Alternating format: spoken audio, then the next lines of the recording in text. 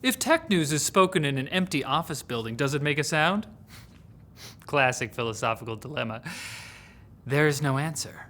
TikTok has denied claims that its servers were breached over the weekend after a group called Against the West said that they had gotten a hold of 790 gigabytes worth of user data, and source code from both TikTok and WeChat. Against the West. Sounds like a Rage cover band.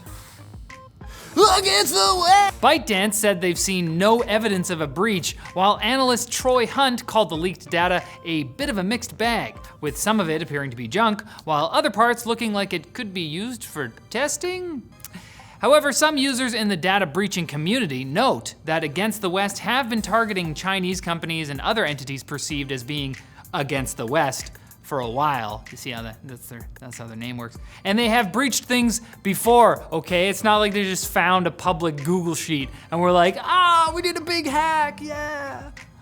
So time will tell. It's somewhat appropriate to note here that Microsoft just recently helped TikTok patch a one-click exploit that could have let hackers scrape just about anything they wanted, which they could have used to create the most powerful TikTok trends of all time. I don't even want to imagine it. Last-minute leaks have given us a look at some of the stuff Apple will probably show off during their Far Out event on Wednesday, and according to Apple Inside Baseball leaker man Mark Gurman, this one's all about the pros, by which he means people who are professionals at filling up Apple Store bags like they're in the frickin' bulk section. Watches are like sour watermelons to them. In addition to the iPhone 14 models, Gurman says we'll get treated to an Apple Watch 8 and Watch 8 Pro, which will have the new squarer sides look that everyone thought was going to arrive with last year's models. I guess it wasn't hip to be square yet.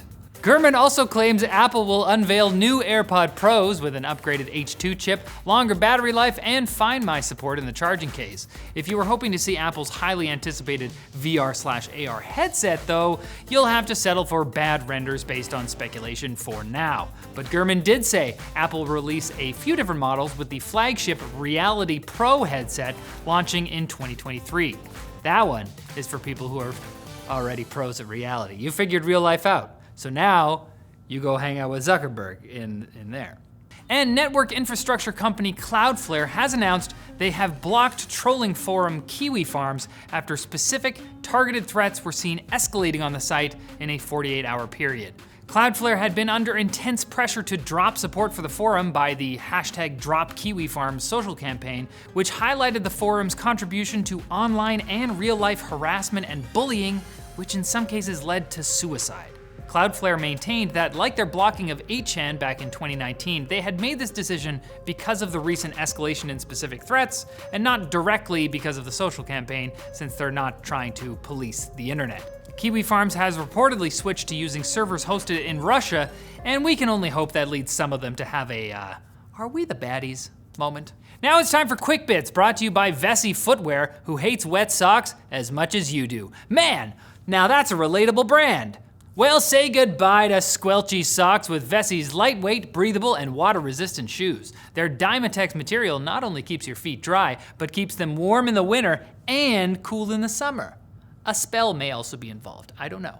Comfort is at the forefront with their stretchy design, and so is responsibility. Vessi makes cruelty-free products, so right down to the glue, their shoes are 100% vegan. Give yourself a little treat.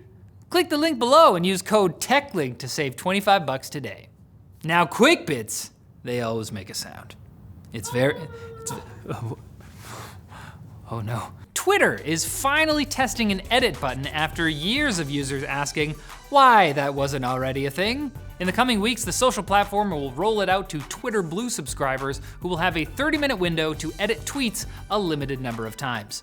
You'll also be able to see the edit history. Again, they could have done this so long ago. Like, even if it doesn't do anything, you could just put the button there. I just wanted to see it. Android 13 has just rolled out on Google Pixels, but the next version may hop on the bandwagon and offer built-in satellite connectivity, according to Google's Hiroshi Lockheimer. The news comes after SpaceX and T-Mobile announced they'd be bringing the feature to some phones and Tesla cars, and Apple is also rumored to be adding the feature to iPhones at some point. Satellite internet is still pretty slow, but I have to admit, it would be cool to know that I just got a message from space. So someone is out there. Everyone is losing their minds over this picture of an unidentified graphics card tweeted by leaker person Greymon55, who says it's an engineering sample used to test NVIDIA's full-fat 8102 GPU. That would mean it could be a reference board for the RTX 4090 or 4090 Ti, which are expected to launch before the end of the year. But on the other hand, you could tell me this is literally any other triple fan graphics card, and well, I would have no choice but to believe you. I'm very easily persuaded.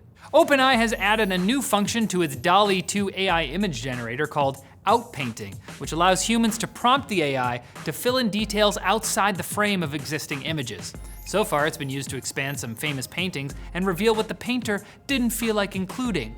There was a whole nother table of dogs? That is even more unlikely and quaint. And turns out Bungie's canceled split-screen co-op feature was already in the game's code somewhere. Some astute players were able to trigger a glitch that got 4 players on the same screen on a Series X. Reports are indicating the feature works horribly on Xbox One though, which may be the reason Bungie decided to cancel it. After all, if you spent the extra money to buy a Series X, you probably don't have any left over to buy friends to play split-screen co-op with. Pretty obvious logic. But it would be illogical to continue when the tech news is over, so you must come back on Wednesday for more. It's the only rational conclusion. And then cut. Don't include this.